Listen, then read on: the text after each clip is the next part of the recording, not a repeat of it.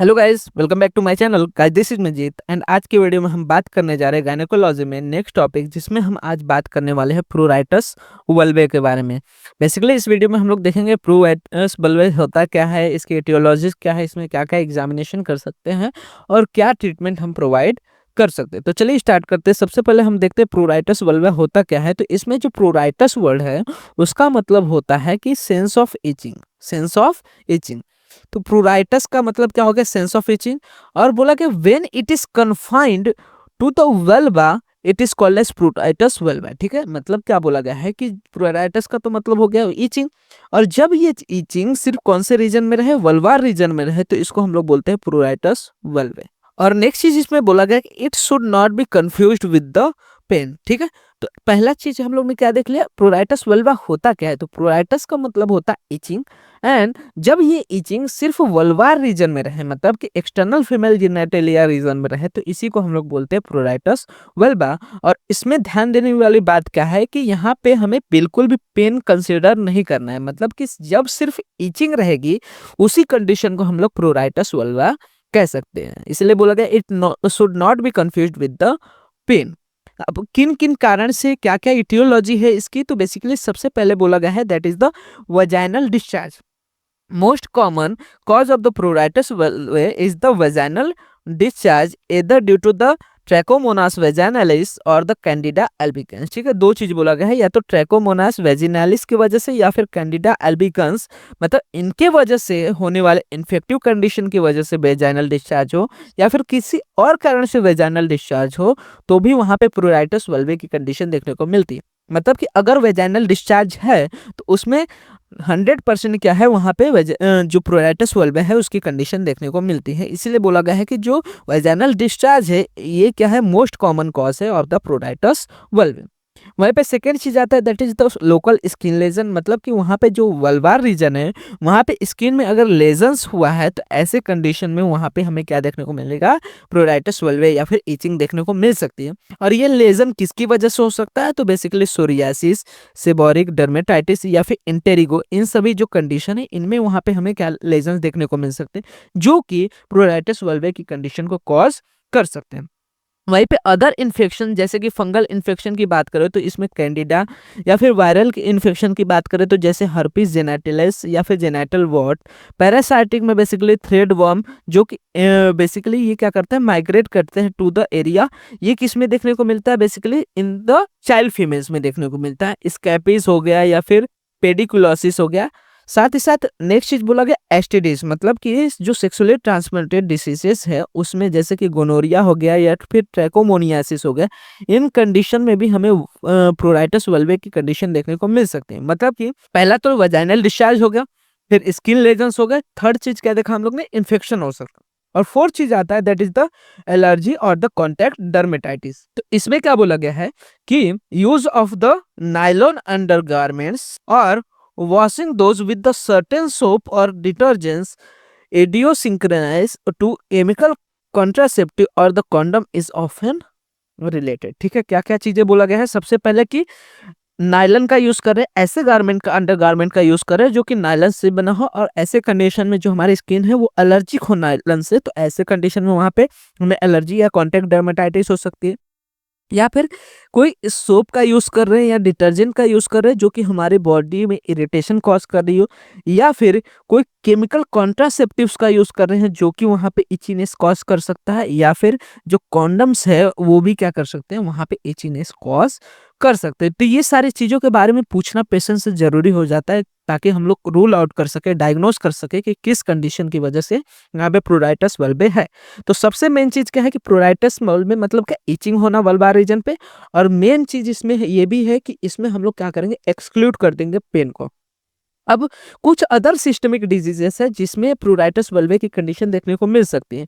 जैसे इसमें सबसे पहले बताया गया है कोई मेडिकल डिसऑर्डर हो, जैसे कि ग्लाइकोसिया, मतलब कि डायबिटीज मेलाइटस हो, या फिर वहाँ पे लोकल स्किन में कोई चेंजेस हुआ हो, तो ऐसे कंडीशन में भी प्रूराइटस देखने को मिल सकता है। वहीं पे कोई थायराइड डिसऑर्डर हो, क्रॉनिक लिवर डिजीज हो, या फिर कैंडिडा का ग्रोथ हो, दैट इज फंगल ग्रोथ हो, तो ऐसे कंडीशन में भी वहाँ पे हमें प्रोराइटिस वल्वे की कंडीशन देखने को मिल सकती है। वहीं पे डर्मेटोलॉजिकल कॉज हो सकते हैं जैसे कि कॉन्टैक्ट डर्मेटाइटिस, ड्रग एलर्जीज या फिर डिफिशियंसी हो सकती है जैसे कि विटामिन B12, विटामिन ए या फिर आयरन, फोलिक एसिड, इनके डिफिशियंसी की कंडीशन में भी वहाँ पे कभी कभी हमें प्रोराइटिस वल्वे की कंडीशन देखने को मिल सकती है।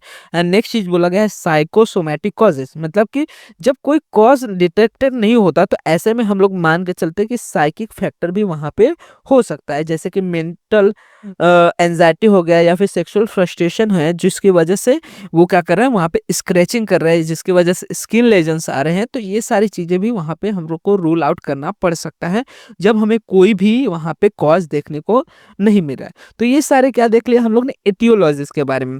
नेक्स्ट चीज आता है दैट इज द इन्वेस्टिगेशन। क्या कर सकते हैं हम इसमें, तो बेसिकली बोला गया है कि इसमें डिटेल इन्वेस्टिगेशन करना चाहिए जिसमें एज पूछना चाहिए, कब से स्टार्ट हुआ है, उसके बाद कितना ज़्यादा ईचिंग हो रहा है, उसकी इंटेंसिटी क्या है, कितने समय से ईचिंग हो रही है, इसके अलावा कुछ और वेजाइनल डिस्चार्ज एसोसिएटेड है कि नहीं, वेजाइनल कोई अदर सिम्टम एसोसिएटेड है कि नहीं, कॉन्ट्रासेप्टिव प्रैक्टिस में क्या क्या यूज़ किया गया है जैसे कि आईयूडीज का यूज़ हुआ है या फिर नहीं, कॉन्डम्स का यूज़ हुआ है कि नहीं, ये सारी चीज़ें पूछ सकते हैं। या फिर रिलेशंस विथ साइकोलॉजिकल अपसेट या न्यूरोसिस हो सकता है या फिर एलर्जीज हो सकती है, जो भी अंडरगारमेंट्स यूज़ कर रहे हैं, सोप डिटर्जेंट जो यूज़ कर रहे हैं उसके लिए एलर्जी हो सकती है। तो ये सारी चीज़ें हमें पेशेंट से पूछना पड़ेगा उसके बारे में ताकि वो हम क्या कर सके उसको रूल आउट कर सके कि क्या क्या रीज़न वहाँ पे हो सकते हैं।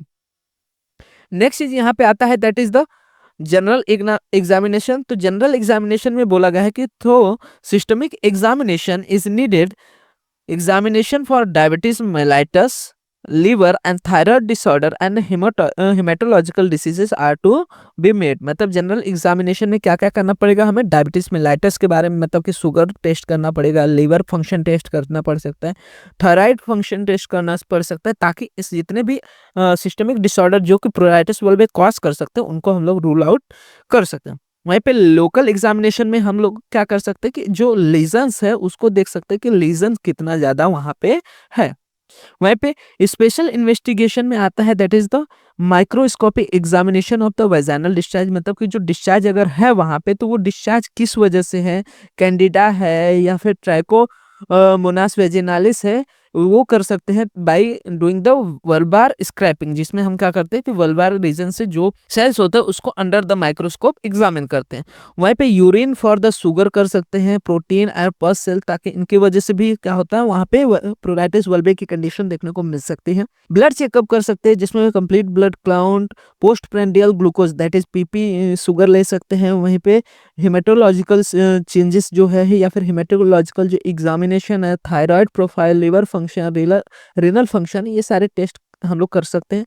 स्टूल टेस्ट कर सकते हैं। और लॉन्ग स्टैंडिंग केस मतलब कि ऐसे पेशेंट जिनमें क्या है 1 साल से ज़्यादा समय से ये वल्वार कंडीशन है, प्रोराइटिस वल्वार की कंडीशन है, तो उसमें हम कहीं ना कहीं क्या हो सकता है वल्वार एपिथेलियल डिसऑर्डर हो सकता है। तो ऐसे कंडीशन में हम लोग उसकी बायोप्सी करके, चाहे वो रैंडम हो या फिर कॉल्पोस्कोपिक हो, उसको क्या करेंगे बायोप्सी लेके चेक करेंगे कि वहाँ पे कोई स्किन में या फिर सेल्स में किसी तरह का चेंजेस नहीं हो रहा है ना, ताकि उससे क्या कर सके हम जो भी मैलिग्नेंसी है उसको एक्सक्लूड कर सके। मतलब कि वहाँ पे कोई ट्यूमर की कंडीशन या फिर कार्सिनोमा की कंडीशन नहीं हो रही है ना, ये सारी चीज़ों के बारे में पता करने के लिए हम वहाँ पे बायोप्सी टेस्ट भी कर सकते हैं।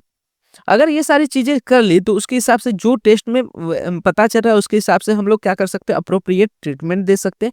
और जनरल ट्रीटमेंट में हम लोग क्या कर सकते हैं, तो सबसे मेन चीज़ क्या है कि लोकल हाइजीन वहाँ पे रखना बहुत ज़्यादा जरूरी, क्योंकि जो प्रोराइटिस कंडीशन है वो बेसिकली फंगल कंडीशन ज़्यादातर देखने को मिल सकता है, क्योंकि वहाँ पे वार्म वेट एरियाज होता है। तो ऐसे कंडीशन में जो लोकल हाइजीन है उसका बहुत ज़्यादा ध्यान रखने के लिए बोला जा सकता है पेशेंट को। उसके अलावा यूज करने के लिए बोल सकते हैं लूज फिटिंग अंडरगारमेंट, वो भी बेसिकली किसका कॉटन का, ताकि वहाँ पे जो एरिया है वो एरेटेड रहे, वहाँ पे एयर जा सके। साथ ही साथ जो विशियस साइकिल है इच स्क्रैच का, उसको रोकने के लिए बोलना है। मतलब कि ज़्यादा इचिंग करने से भी उसको रोकने के लिए बोलना है। मतलब खुजली होने पे भी उतना ज़्यादा खुजली न करे या फिर इचिंग न करे, इसका भी उसको ध्यान देना है। साथ ही साथ हम लोग लोकल एप्लीकेशन करा सकते हैं जैसे एंटीबायोटिक का या फिर क्लोबेटेसोल का, कोबेट्रोसोल प्रोपिनेट 0.05% ऑइंटमेंट का यूज कर सकते हैं, जो कि कब दे सकते हैं अगर स्किन एट्रोपिक हो, एस्ट्रोजन या फिर टेस्टोस्टेरोन क्रीम भी यहाँ वहाँ पे हमें हेल्पफुल देखने को मिल सकता है। वहीं पे अगर कोई एक फिक्स एटियोलॉजिकल फैक्टर पता चल रहा है तो उसको हम लोग ट्रीट करेंगे।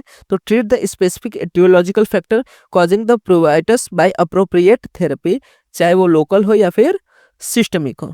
वहीं पे लास्ट कंडीशन में जैसे कि सर्जरी हम प्रोवाइड कर सकते हैं when needed when the biopsy confirms the feature of neoplasia, मतलब कि जब वहाँ पे जो सेल्स है उसमें कोई अदर चेंजेस देखने को मिल रहा है, कोई इन्वेजिव चेंजेस देखने को मिल रहा है, चाहे कार्सिनोमा चेंजेस देखने को मिल रहा है, जो वहाँ के सेल्स हैं एबनॉर्मल चेंजेस शो कर रहे हैं साइज में या ग्रोथ एबनॉर्मल ग्रोथ दिखा रहे हैं, तो ऐसे कंडीशन में हम वहाँ पे सर्जरी भी परफॉर्म कर सकते हैं। तो ये सारी चीजें हमें देखने को मिलते हैं विद इन द प्रोराइटस वल्वे। तो प्रोराइटस वल्वे में आपको क्या क्या चीजें याद रखना है कि प्रोराइटस वल्वे क्या होता है, that is the itching near the vulvar region. Aetiologies याद रखना है, और मोस्ट कॉमन एटियोलॉजी इसकी क्या है, वाजाइनल डिस्चार्ज। उसके अलावा फंगल, वायरल, पैरासाइटिक या एसटीडी की वजह से भी हो सकता है, टेस्ट याद रखने।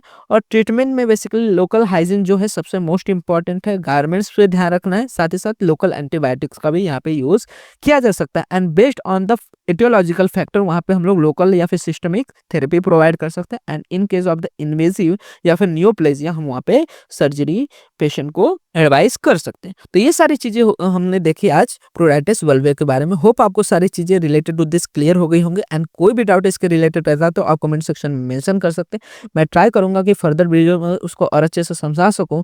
साथ ही साथ वीडियो अच्छा लगा तो वीडियो को लाइक एंड शेयर करना मत भूलिएगा, जिससे ज़्यादा से ज़्यादा लोग वीडियो का फायदा ले सके। एंड इसी तरह के और भी फर्दर वीडियोस इस चैनल पर अपलोड होते रहेंगे, तो चैनल को सब्सक्राइब जरूर कर लीजिएगा। साथ ही साथ आप हमारे इंस्टाग्राम एंड टेलीग्राम हैंडल को भी फॉलो कर सकते हैं, जहाँ पे आपको वीडियोस रिलेटेड, नोट्स रिलेटेड साथ जो भी अपडेट्स रहते हैं प्रोवाइड हो जाते हैं, जिनका लिंक आपको वीडियो के डिस्क्रिप्शन में अवेल हो जाएगा।